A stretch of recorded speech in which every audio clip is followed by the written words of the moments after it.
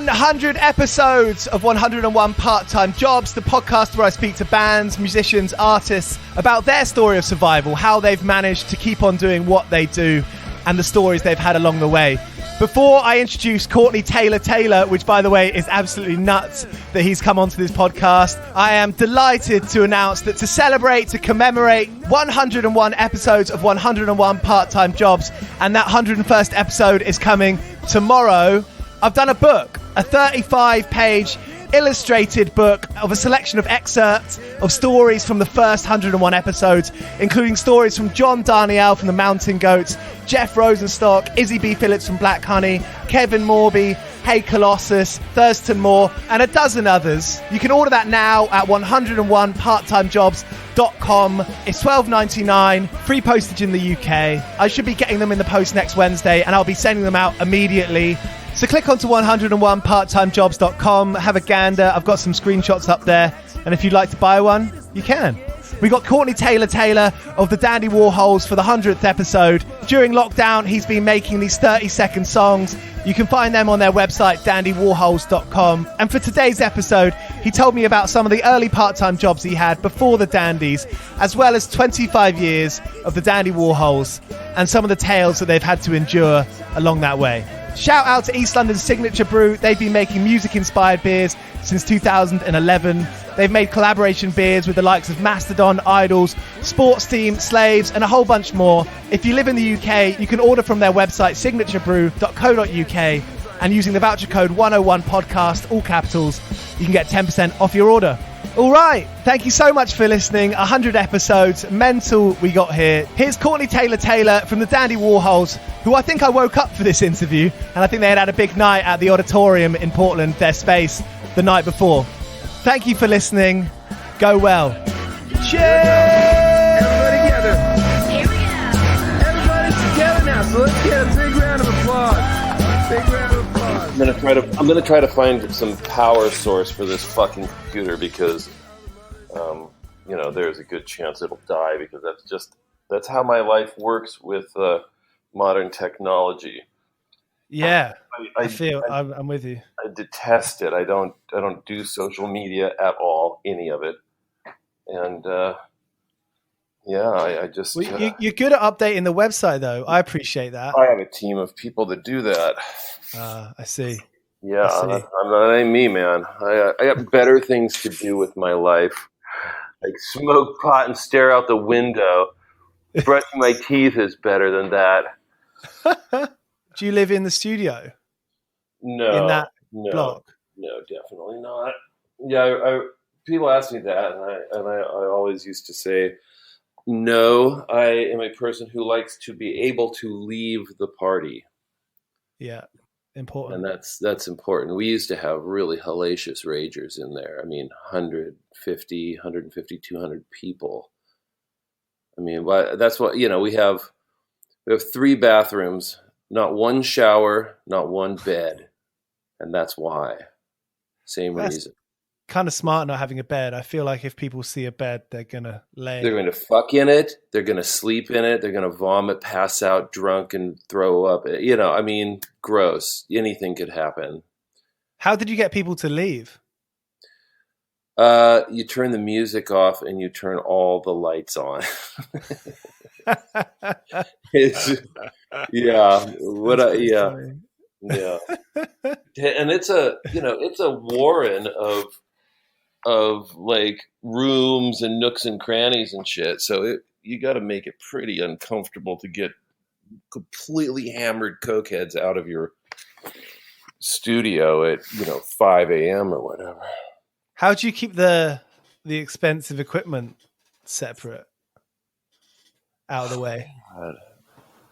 I don't know. I don't really know. I mean, we have all our gear there. I mean, it's all in road cases. So right. We thought we might want to go to the Bahamas or something. And of course that never happened. The fabulous part of our lives ended about a year after I had built the studio. It's just been sitting there, but it means you can cover everything. Mm. Covers on the mixing board on all the rack mounts of gear and all that stuff. So And then behind the gear is where you really can't go back there unless you're going to gingerly tiptoe around cables and stuff like that. And that's where the things, expensive things that can fit in your pockets, like microphones. And so we haven't even had things leave that studio that we wish would leave the studio. Yeah, every 5 years we have to have a thorough cleansing of just the crap that accrues. There's so much crap in that place. I mean, 10,000 square feet is just that's a lot. It is a lot of room. If you turn your phone off and set it down somewhere, you can forget it. It'll take days. That's great. That's what I want to do. I need that. I need that in my life. Yeah, I get accused of doing that on purpose every now and then. Every apartment in London is small. You don't get, every apartment that I've ever been to. But yeah, Courtney, thanks. Again, thanks so much for being up for this. It's a podcast that, my old band toured a lot, and it got to the point where it was so sad that it was funny, all the kind of shit jobs I was picking up between tours. What was the name of that band? Great Cynics.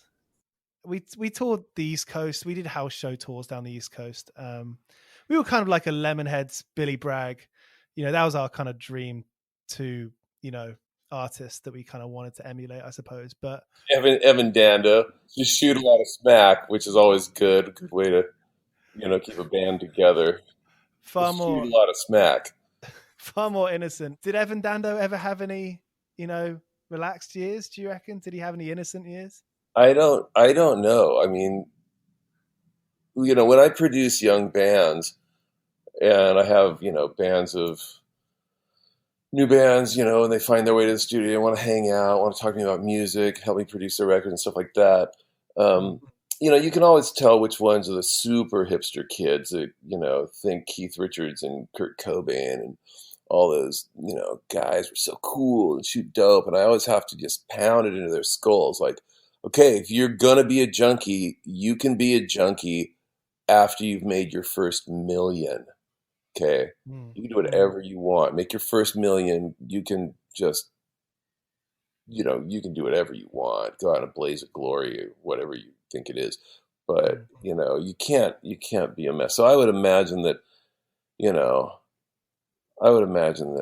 every junkie, every famous junkie had to get some work done before they became a junkie. In those early days, I remember from basically the year the band started, for 10 years, I noticed that I had one friend die of a heroin overdose, at least one every year for the first 10 years.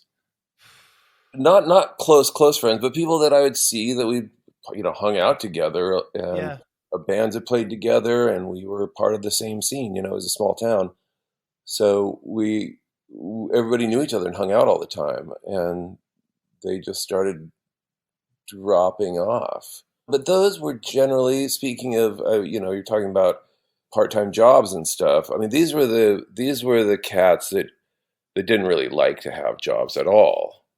I'm thinking back over them, and I don't remember any of them being able to hold a job or really even wanting a job. I think generally they were pretty unprepared people for the real world. A lot of times they were really exceptionally good looking people and unusually bright, and probably got a lot of ass kissing in high school and when they were young, and really allowed to maybe work less hard than other people, and that kind of didn't really set them up for a lot of inner strength or self dependence. Where did you fit into that equation? I was such a loner, and I read.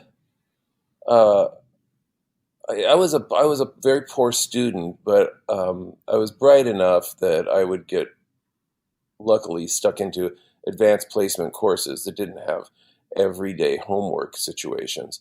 They just had big tests and write essays on great works of literature historically.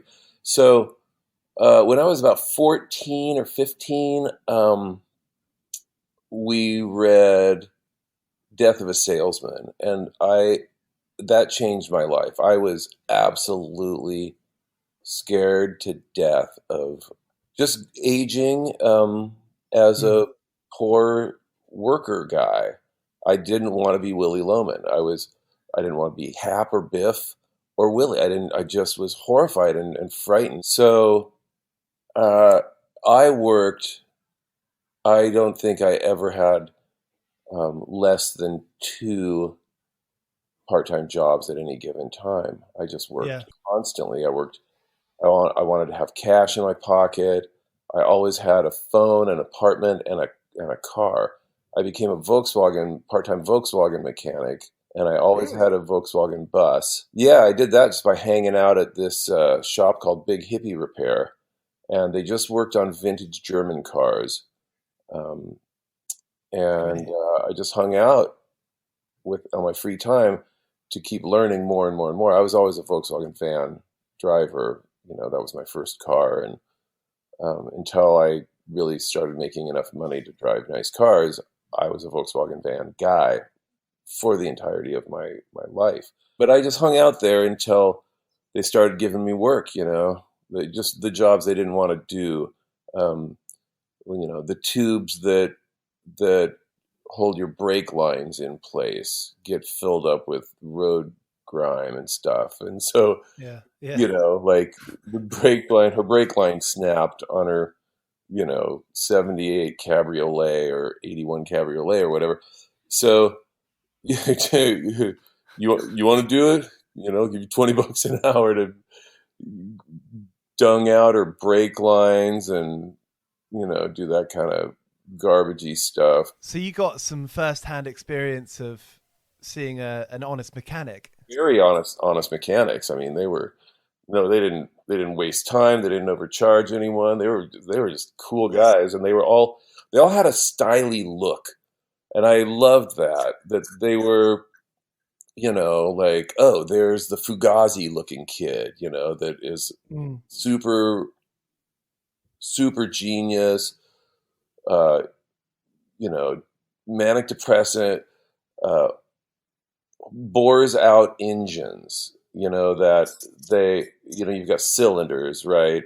And if you want more power, you can bore them out, but if you bore them out too much, because there's explosions under high pressure in those cylinders, it'll crack the head. It'll actually crack the metal. So you can't bore them out too much, or the metal gets too thin. It's, and there was this kid that was like 16 years old, and he was a genius from Benson Technical School.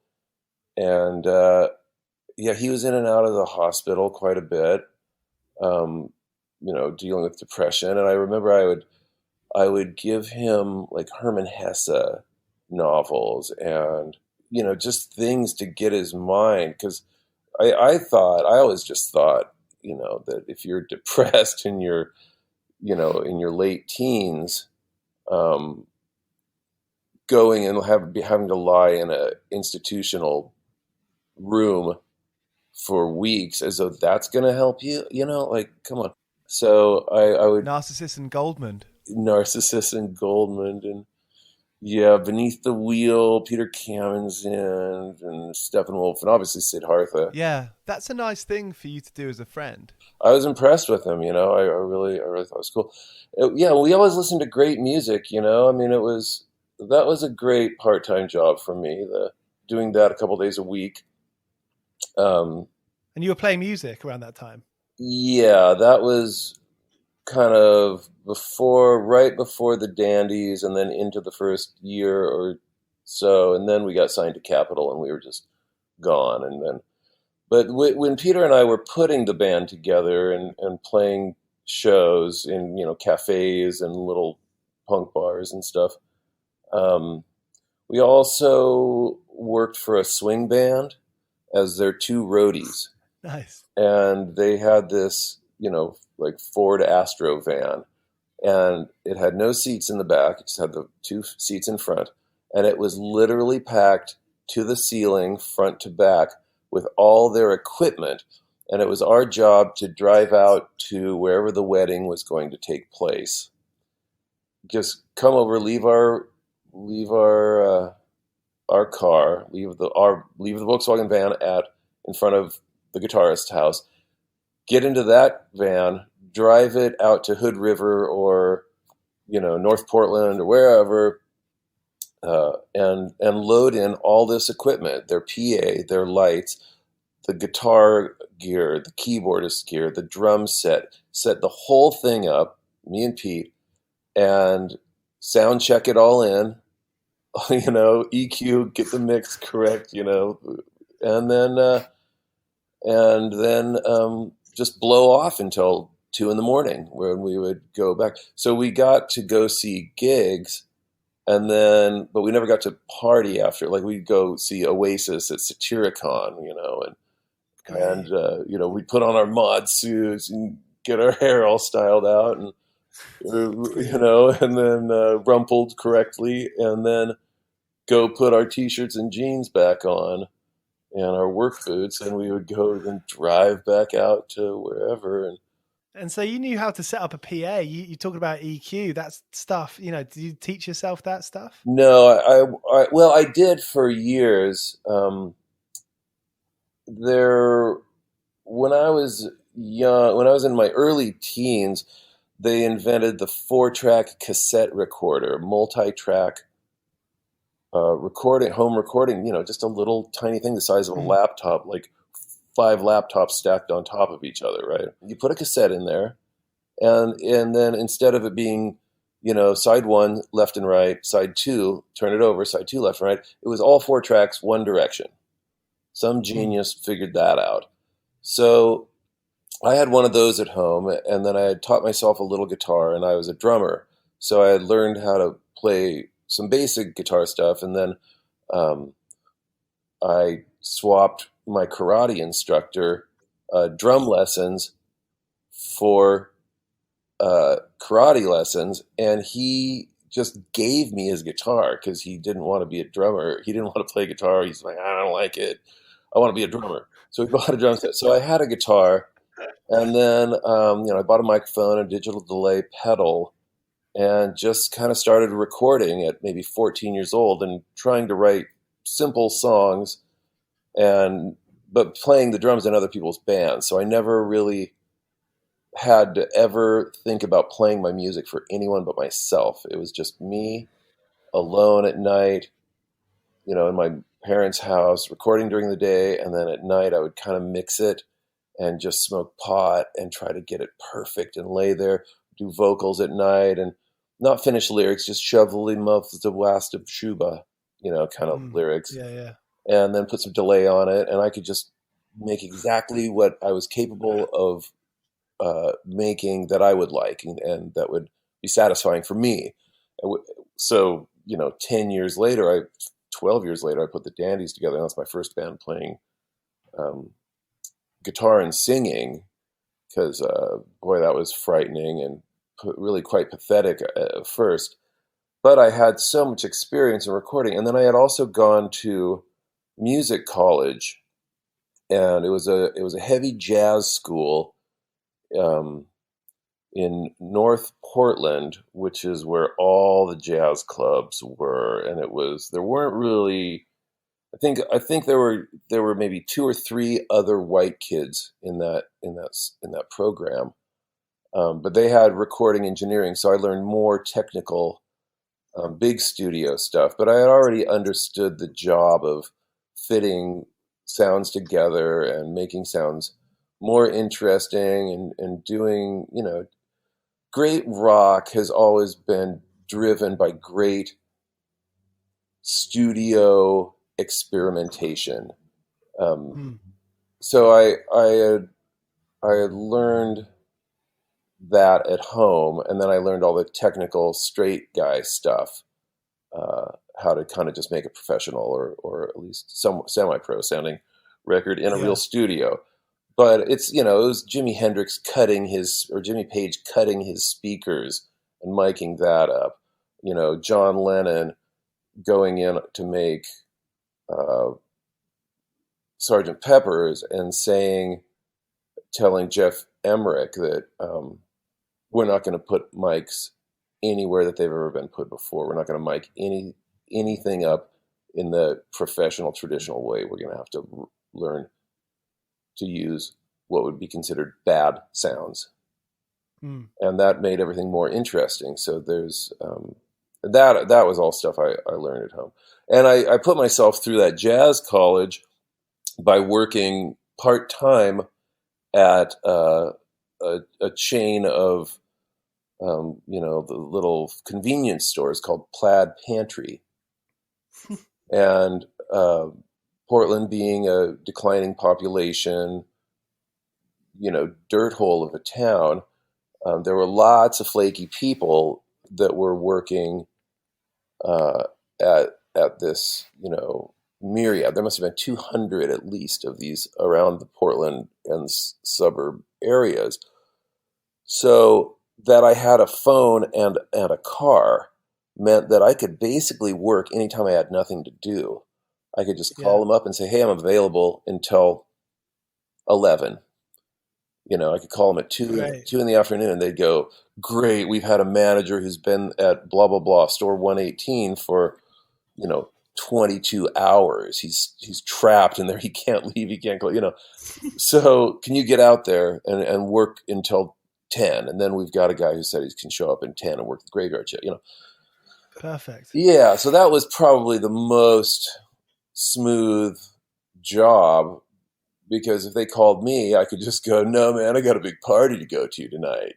I can't work, bro.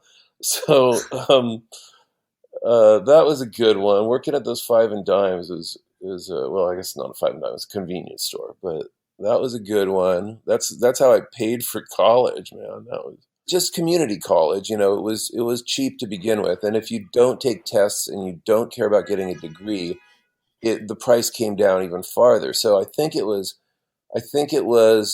about $375 a term to do what's called auditing, right? What does that mean? That just means you go sit in the back and you just listen, and that's it. You just learn. You don't take the tests.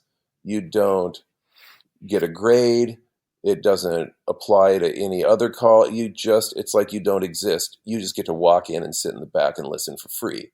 Basically, $375 a term for as many courses as you want to take. So I would take a full load of everything I thought I was going to need to know to write songs and be a deep enough person to have some actual meaning and perspective in my songs. In lyrics as well. That's what I'm talking about, is lyrically, is just try to not come across like an idiot. And because I understood at least well enough to know that if you're dishonest in songwriting, the people you want to attract and relate to you and find you through your music will not find you if your songs suck. Like if they're just filled with cliches and banal sort of little things you've ripped from other songs and things about dumb ideas about love and baby, you hurt me so bad and whatever, the things that young people tend to obsess on the most. So I took philosophy, sociology, layout of an argument. I took introductory statistics. I took sociology, history of Western civilizations, women in literature, poetry, improvisational theater. I mean, I just went for it. Studio photography, darkroom photography, filmmaking. I took everything I needed to do this job that I ended up doing with my life. Wow. So you were prepared. I thought I was, I was prepared for the art part of it. I wasn't prepared for any of the what we're doing right now, I was horrible at it. I was, I would show up drunk. I would show up hungover. I was a potty mouthed jerk. That's one thing they don't have in college is how to find a good manager who can train you how to be a PR person for your own artistic endeavor. I see. And so I failed miserably, and I was gullible, and people could talk me into doing anything and then film it and then edit it later and make me look like a really way worse person than I actually am. And I was pretty sloppy. I wasn't, I was a pretty arrogant, sloppy jerk anyway. So it wasn't hard. But as far as the art stuff, I can look back on all of the Dandies, the videos and the music and anything that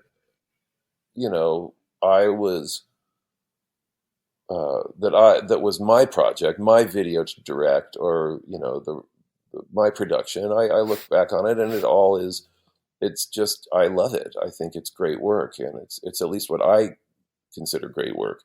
And I'm not. Yeah, everything you've done has a great feeling about it. Thanks, man. Yeah, I mean, a lot of other musicians who go, "Oh God, our early work. Oh, I can't even listen to those." Oh, they can't listen to their own records. Like, why did you make them to make it? Have you ever gone through a dark period, or maybe kind of relinquished that artistry to give it to someone else? No, never. We did get a couple times things were taken away from us.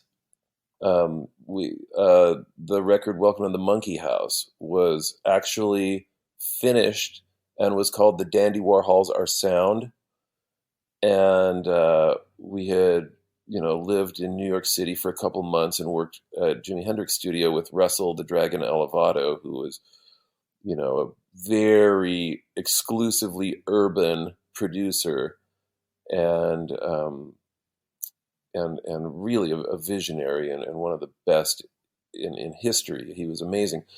And that record, you can probably find it out there somewhere. I think we forced the issue in it and managed to put it out, maybe even illegally ourselves. I don't know. But it got taken away. A new president in the middle of that 2 months, a new president at Capitol Records. And he comes in to check on us because we had just sold 1.5 million records of 13 Tales from Urban Bohemia. So with absolutely no support from the label. So he was, what is going on here? Everybody loves this band, and he why? He doesn't understand why. We're not slick, we're not this, we're not that. So he comes in, he listens to this urban record that we're almost finished with, and he goes, yeah, I hear all your reference points. Yeah, you're cool. This is cool. You guys are real cool. No one's going to play this on radio. It's not black, it's not white. What is it?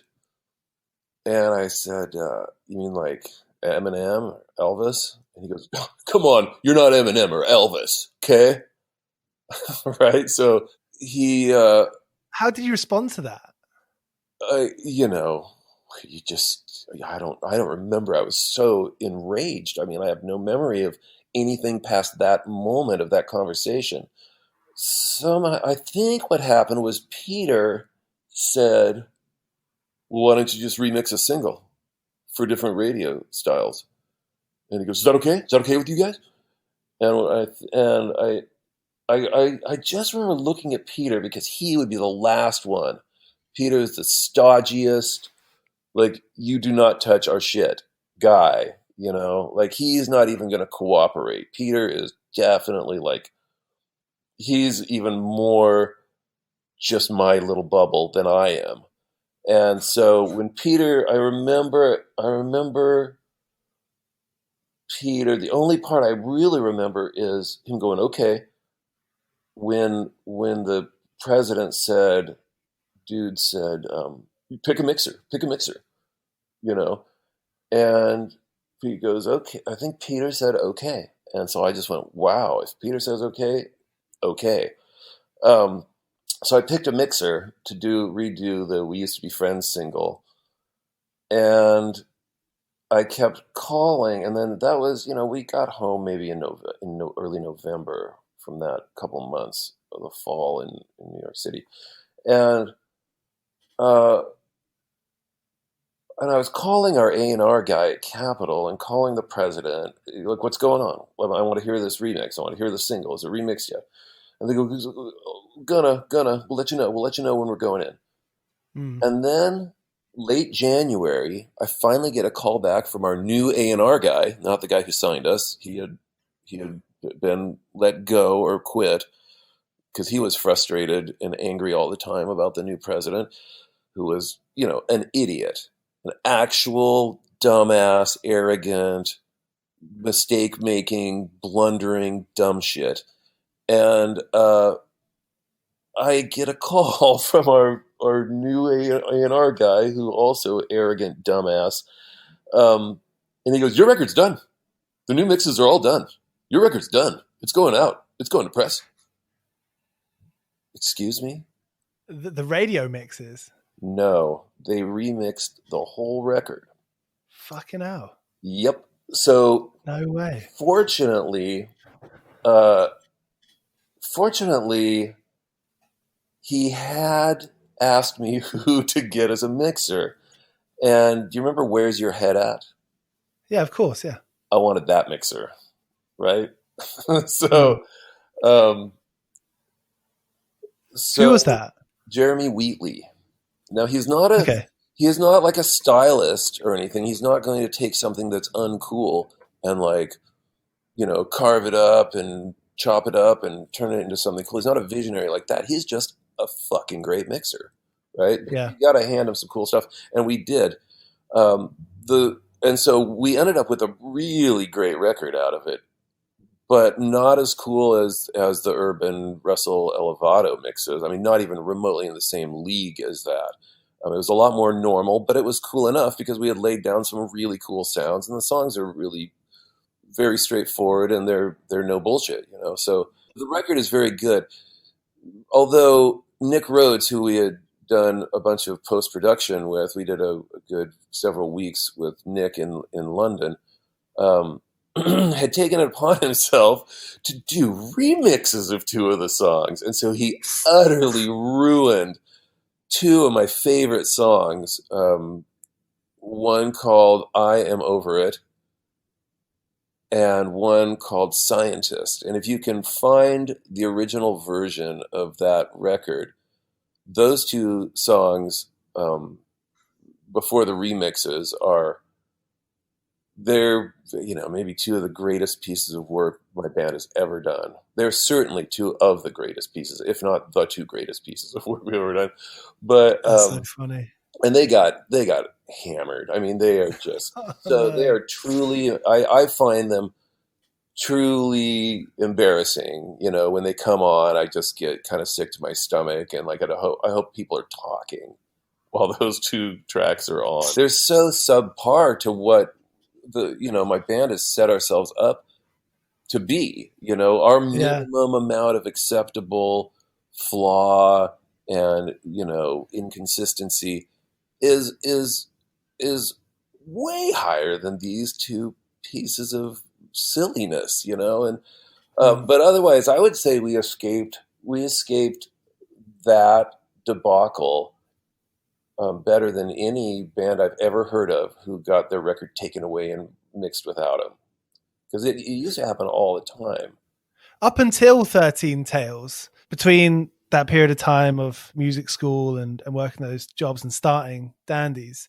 looking back in retrospect on those years, had you learned a lot, up until that 2000 point? We put out we got signed to Tim Kerr Records in 94, and then put out our first record in 95. And basically all we were trying to do was learn how to play together live. That was it. I was trying to learn how to write songs, how to complete them. After all those years of preparation as well. Well, I was not really preparing for this job because I was a drummer. This is my first band. I did not know I had never had a guitar with a guitar strap. I had never stood up and played guitar. I had never sang into a microphone and heard my voice come out of a speaker at my feet, pointing up at me before. That was what we were learning, and I would give up and I'd go, I'll come down and practice by myself. And Peter would just stand there with that Pete look and go, no, you're going to put your guitar back on and you're going to stand there and you're going to sing and we're going to do it over and over again. Now we'll turn down if you need us to. You just need to ask. If you want more of your vocal in the monitor, you just need to ask. Count it off. Let's go. And he just forced me and he had never been in a band before and he was the teacher. So he was the backbone of the thing, He was really making sure this worked. He wasn't going to let me bogue out or anything. But so that was what all the learning was till then. I had been in bands where I was in charge enough of doing the videos that I had a great filmmaker as a singer in an earlier band, and so I had learned a lot about that. So I made the Dandies' first video, and I had a $500 budget to make a video, and I knew what to do. And so that one is called TV Theme Song, and it's still on YouTube. And Great. And you just have to do what you do with sounds in a recording. You fuck with them, and you fuck with them, and you crank on them, and you distress them, and you tighten them back up, and that's what you have to do to get images to be exciting or mentally stimulating or stimulating to the eyeball. You've got to crank on them. So if you watch the video, it doesn't look that freaky, but man, let me tell you, it took a long time of rerunning the stuff. I had to get a Fisher-Price toy camera, figure out how to play the thing back on my TV, and then get spray paint black cardboard, tape it around it because I needed a fisheye lens to get it to look cool. No way. I didn't even know you could do that. Then that's seeing outside the frame of the TV. So I need to make the TV frame black bigger, and like how to record that back into the VHS cassette recorder player, and it was just all these kinds of things. And then find a friend who had a friend that edited Fishin' the Great Northwest. And so he had access to an editing bay.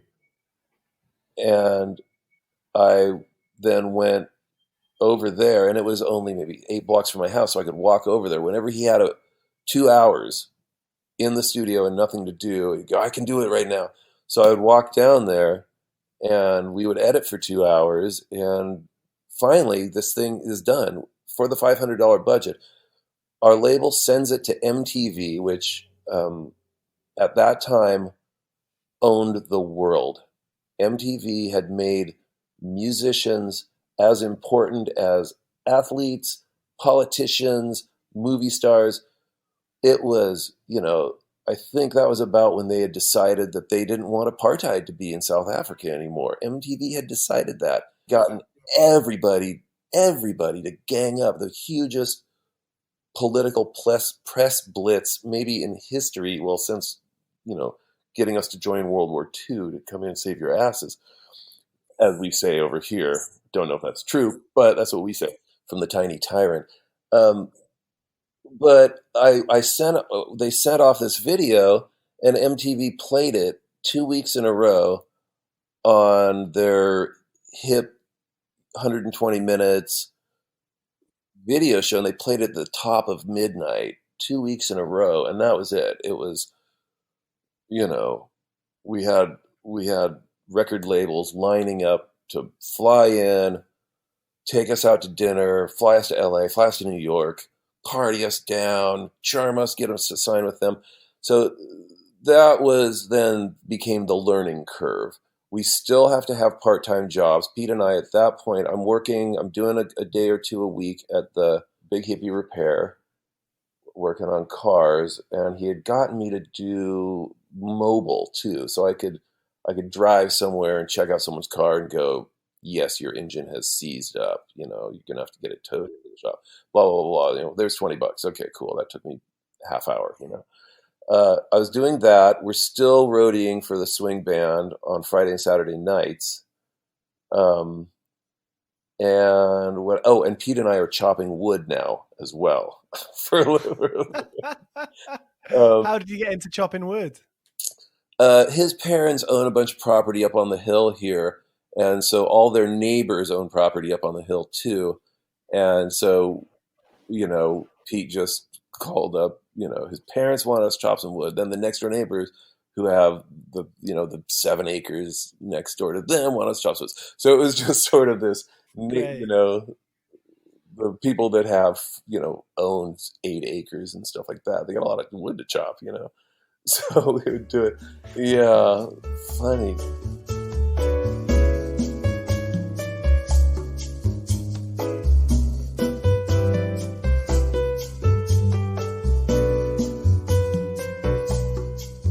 Did you realize at that point, you know, having made the video that got on 120 minutes and the label thing started to happen, I mean, seems to me, it might not be so obvious to you, but, you know, it's obvious to me, like, how resourceful you were of yourselves. And, you know, I wondered if you were, you know, were you aware of that at the time? Did you know, like, yeah, this is our art and we're going to control it? Yes, absolutely. Absolutely. We have never recorded in a studio. We've never gone into a professional studio. We always built our own studios and recorded our records on our own terms. Then went into a real studio, but would rent the studio from like midnight to 5 a.m. to mix it. And, you know, find an engineer a mixer that was good enough, that wanted the gig, knew that we were making real work that was going to end up being known on an international level, which is not easy to do in Portland, Oregon, in 1995. But we did it, and we got great, you know, we got pretty great records out of it. Yeah. The first record is pretty great, you know, the white cover, the Dandies Rule OK. Yeah, and then, they all sound great. And then the next one, Come Down, you know, we did in a double wide trailer that had been, you know, decked out with a mixing board and some muffly, squishy stuff on the walls. So then, you know, in that one I went and mixed with Chad Blake, who had done Chibo Motto and Soul Coughing and all these amazing sounding records. And that was Come Down. And then it can't be lost on you that, like, during like kind of the nuclear blitz of the music industry in the last 20 years, do you think having that kind of foundation has been your survival, like the reason why you've survived? The reason we survived for the last 20 years, kind of after last 15 years after the crash of us and of guitar music and jangly guitar music and kind of our thing, the reason we survived is because when I was making $3 million a year, I bought a quarter of a city block and put film production and music production, a live performance venue. I've got a wine bar in there. So that place pays for itself by, you know, I have, you know, like if the ballet, Oregon Ballet Theater, you know, needs to have a fundraising event, they rent my space. It's beautiful. It's weird and trippy and decadent looking, you know, and then I've got a wine bar because I'm a wine collector and a wino. So those two places just pay for the taxes and all the stuff. I just bought the giant space in cash. Read a lot about that in interviews and read a lot about how you say you kind of bought your freedom because you knew otherwise it would be taken away from you. Yeah. So owning our own place and studio is great. And I know that actually pre 2005, like the in the 90s, all of that experience is what gave me the edge, and it is what made it possible for us to consistently put out cool, really, really interesting, cool, or edgy, or whatever, or sexy, or just straight up fun stuff. We could, really control the ball. I directed all the videos except for the David LaChapelle video, and and I produced all the records with some of the greatest, producers and mixers of history. So I got to learn from these greats. So that helped us then, but now it doesn't, of course, help us at all, because everybody knows how to run that stuff inside their computer, right? Everybody's an engineer. Everybody's really good. I mean, I don't think there's a 23-year-old on earth that doesn't sit and make music for themselves, with their headphones on. And, what we do to your average 15-year-old now sounds like what jazz would sound like to a metalhead in 1979, right? It would just sound like old people music. And they would wonder why why some other, teenagers are making music like this. I mean, why would they want to sound like old people? Why are those 19-year-olds playing guitars and stuff? And like, he's got a real drum set up there. He's hitting stuff. He's hitting things. And there's microphones. Shit's feeding back. Why are they doing that? It just sounds like old people music. I mean, that's kind of what.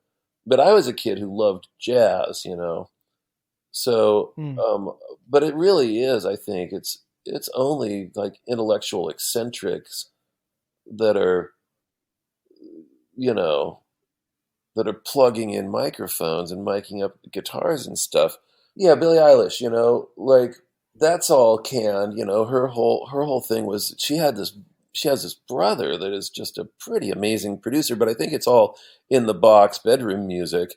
But right when COVID hit and they killed the James Bond movie that was supposed to come out, those two did the theme song, and it sounds like a real recording. I mean, it sounds big time, classic, legendary. I must say, it's the best theme song they've had.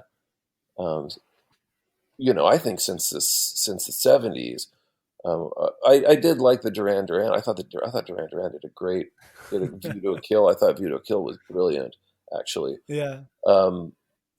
Big time and sexy, and had all those brand new sort of synclavier orchestra hit, bump, kind of distorted, huge orchestra the vibrations, samples dropped in there when that stuff was new. But yeah, the Billie Eilish one, man, I think you can find it online. It is spectacular. It's a really powerful piece of music. So, I guess, that might just be a special occurrence for that legendary franchise. You make a real epic piece of music for that. You do not sit at home and go bleep bloop bloop bloop bloop, bleep bloop bloop bloop bloop, and then sing something about the title of the song. Like, you go in and you do it, but it certainly does. It certainly made me feel good that these two that have made such a bang out of bedroom music. Actually, but I knew that dude was great. I mean, I've listened to enough Billie Eilish to know that dude is serious. He's a great producer. Did you know, do you reckon, 15 years ago, were you pretty fully aware that, you were, maybe it's a stupid question, isn't it? Because music's always changing. But do you reckon you were aware, like, how much it would change? Yeah, well, yeah, definitely. It had started in the late 2000s. So our last record for Capitol, which we got, we wanted to get off of Capitol because they had taken our record away and remixed it without us. So the next record we made was Odditorium or Warlords of Mars. And that was we got to get off Capitol record. And so the first song is 10 minutes long. The second song is 9 minutes long, right? It's just a real. Let's just see how far we can go. Yeah. Let's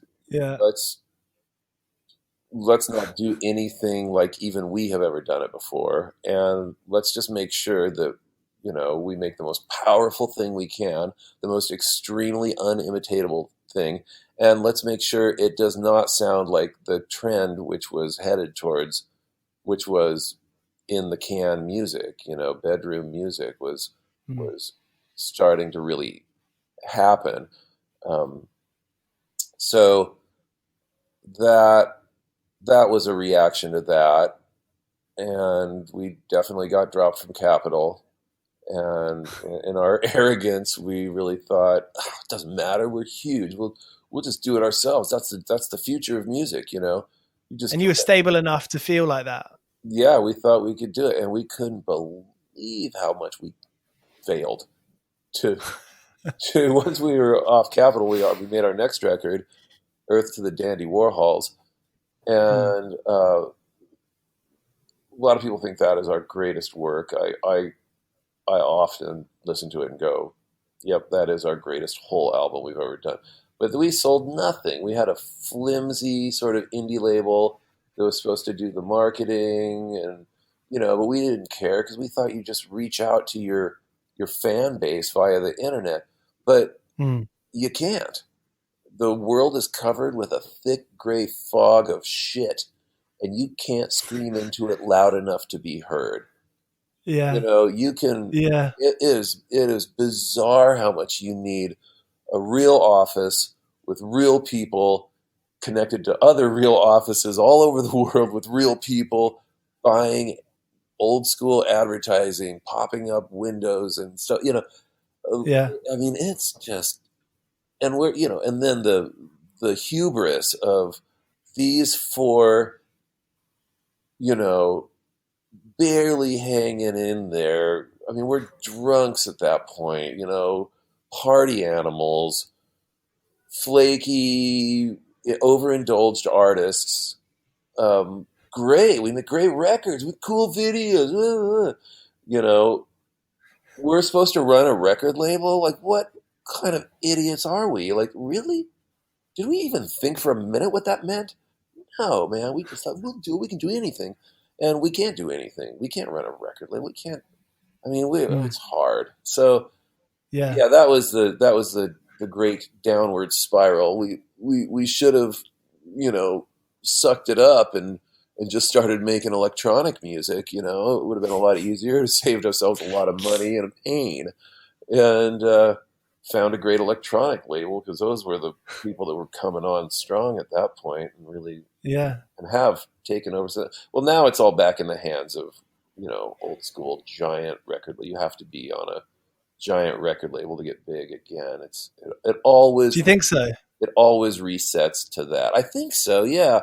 I mean, I've certainly noticed, that when you see Oliver Tree, Cash Machine, and you see his face around, and then you look at the video, and it's like, okay, that's a major label video. I mean, there it is, Atlantic Records. Yep. I mean, what are the Eilishes on? What label are they on? They're on a beat. Oh, that'd be a major, yeah, of course, yeah. So if you don't want to be touring in a van nowadays, you got to get on a major label, man. Go into debt to your label because if they drop you, you don't have to pay it back. Go in deep into debt with your label if you can, if they will allow you to. And let me tell you, they will dig in claws and heels, dug into deep into the dirt to resist you from doing it. That's why then you also sign with a big management company who can ball bust your label and tell them, no, you are. They're touring on a bus this time. They're flying business class this time. They have 3 days of rehearsal in London to adjust to the sleep deprivation that inevitably happens with traveling easterly around the globe. So that's what, if you got any young bands who have that opportunity, and they have a manager going, we don't want to go too deep into the label debt. Yes, you do. Yes, you do. If it's for your comfort, yes, you do. Have you been? Have you had publishers this whole time? Because a lot of artists, publishing is their way of paying the rent. I kept my publishing. I only signed what they call an admin deal, and I got great back end numbers because I believed that we were going to do really well. I didn't bet against myself, So I took bigger numbers of the back end and no cash advance, and that's sort of my deal. Smart. It was very smart. And then several years ago, I don't remember how many years ago, maybe, I did something really stupid. I got offered a huge advance, and I took it to re-sign. And I think and I lost so much of it on taxes and withholdings, so I couldn't invest it because they have to hold it in case you can't pay the taxes or in case you lose it. It's just ridiculous. So I lost a year of gains on this money, and then I lost half. It was just I was right. I was righter when I was 26 years old, and said no thanks. Than I was after all those years of experience. I finally blew it, and I've since recovered from it. But it was hard. I mean, it was the scariest time of my life. Am I going to lose my house? Am I going to lose this studio, which is really the source of where what makes it possible for us to continue and in a mental sense of artistic freedom. We walk into the place and we are loosened up and free artistically. Just walking into that place makes you feel that way. So, it was really horror. It was really stupid. Don't. If you think your band's not going to stay together, don't tell anyone and take a huge publishing advance. But if you really think you're in for the long haul and you kind of have that sense that you're better than most and your band can stick together, those are the two ways to make it in this, things you need to make it in this world. Stay together, don't give up, and also just be a little better than most. Yeah. Well, Courtney, I mean, thanks so much. These are real kind of long form chats, and I love it because I think that's where you get the good shit. And, all of this stuff that we've been talking about, since the band started, since the first record came out, taxes and fucking publishing and managers, tell me if I'm wrong, but those are all kinds of little part-time jobs within the role, right? Yeah, I would. Knowing how to hire and fire managers is something I wish I had known. We have for about 7 months now had the first real manager we've ever had. Wow. Yeah, we've always had a tour manager that was very tight and knew how to handle us on the road. So, hey man, do you want to be our manager? This kind of stuff. Like I don't know how to be a manager. Don't worry about it. We manage ourselves. We handle ourselves. But we just want you to just kind of be the point guy. Move to Portland. We'll pay you, X amount of dollars. Good yearly salary. And so we've done that. We had one great manager for a couple of years back in the day, but he was terrible at hiring employees. He was a great manager, but he would slough us off to, some, goofballs that were just kind of Hollywood, like working here for a year and then work there for a year, and they were just, they were terrible. They were flaky. They were, we had one of these dudes come to us and go, hey, you guys, because there's four people in my band, right? And he goes, hey, by the way, the snowboard company that's giving you snowboards, they only have 3 for you. And I, my ding bullshit sense goes, really? They know we're a 4-piece band, do they? But they only have 3.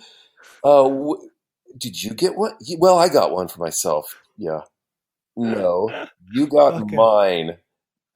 Bring it, And I was like as Yeah. soon as the snowboard showed up, I Yeah.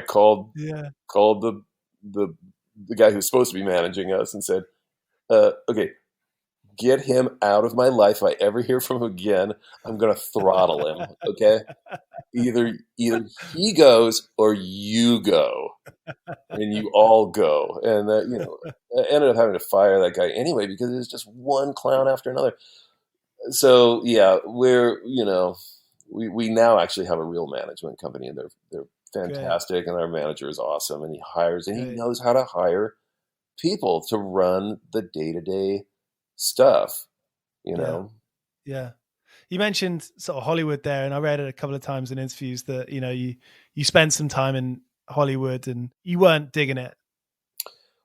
I don't know if not digging it. I think you don't dig yourself in it is the problem. You get there and you don't get to you want to go to something. You get invited to a this or a that or a gala function or a Yeah.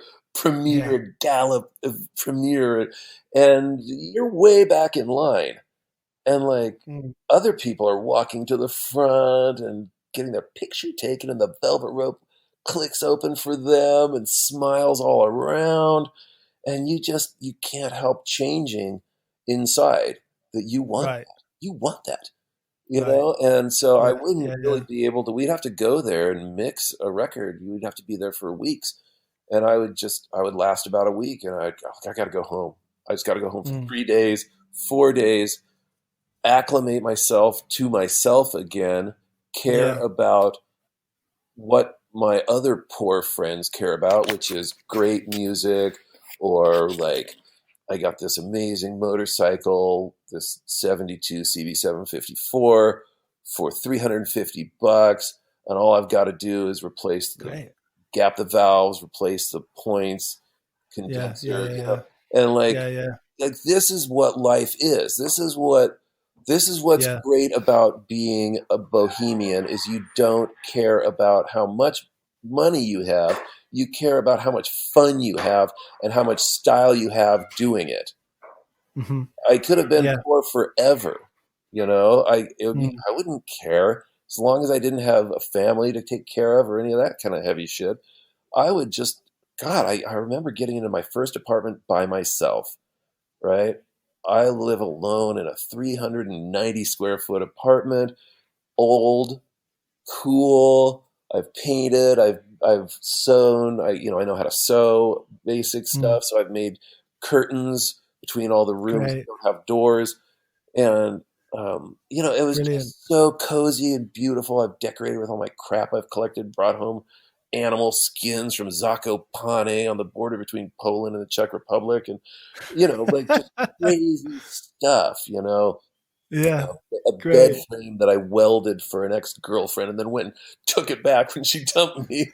Yeah, and I remember looking out the window and just going, man, the old brick building that you drive inside to get gas, right? Like a New Mm. York City kind of situation, like Taxi, um, was across the street. And I just sat there and I went, I could live here forever and be perfectly happy by myself. This is crazy. I can't believe living on my own.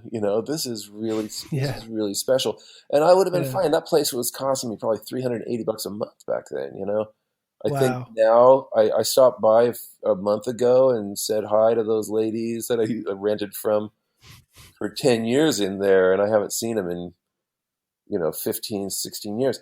Now they're like $1,000 a month, which is still cheap and would be totally worth it. If you're not a family person, it doesn't hurt to be poor at all. Just don't live somewhere where you're faced with gluttony and overindulgence, and like rich people, just don't live around them. Don't be around them. You don't need it shoved in your face. Don't don't look at advertising, and don't be a sucker for it. And your self-esteem will withstand all of this. Yeah. Somebody said, big writer guy said, you never, when you're in New York, no matter how famous you are, you're not famous enough. Oh, I think it was Stipe told me that. You're not, no, man. Michael Stipe. In New York, no matter how famous you are, you're not famous enough when you're in New York. And that's doubly so in Hollywood. Brilliant.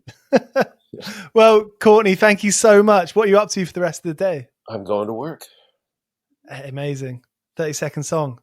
Yeah, I've got the song done. I had my horn section, who are both also wine collectors, came in last week, and we were really bad people. We drank and ate for 12 hours. It was horrifying, and I'll never do that again. I don't get hangovers because I drink nice wine, but if you do it for 12 hours, you'll actually get a real hangover. So we're not going to do that again. But so I got to mix the horns, and then I got to think of something that goes with the lyrics of the song. Try to find some found footage or make a video or something. Just a quick. Yeah. Something. Cool. Yeah. Well, Courtney, thank you so much for the chat. All right, cool, man. So there he is, Courtney Taylor-Taylor of the Dandy Warhols on 101 Part-Time Jobs, episode 100. Thank you, Caitlin Ballard. Thank you, Fess, for enabling that chat. Go on to 101parttimejobs.com to have a look at the book and order it if you like. Thanks for listening again. Here's Sparrer. I've been working all day for me mate on the side, running around like a blue-ass fly. I've been working all day for me mate. Every bleeding minute I've been on the go, up and down the ladder like a fiddler's elbow. I've been working all day for me mate. This is a Mighty Moon Media podcast.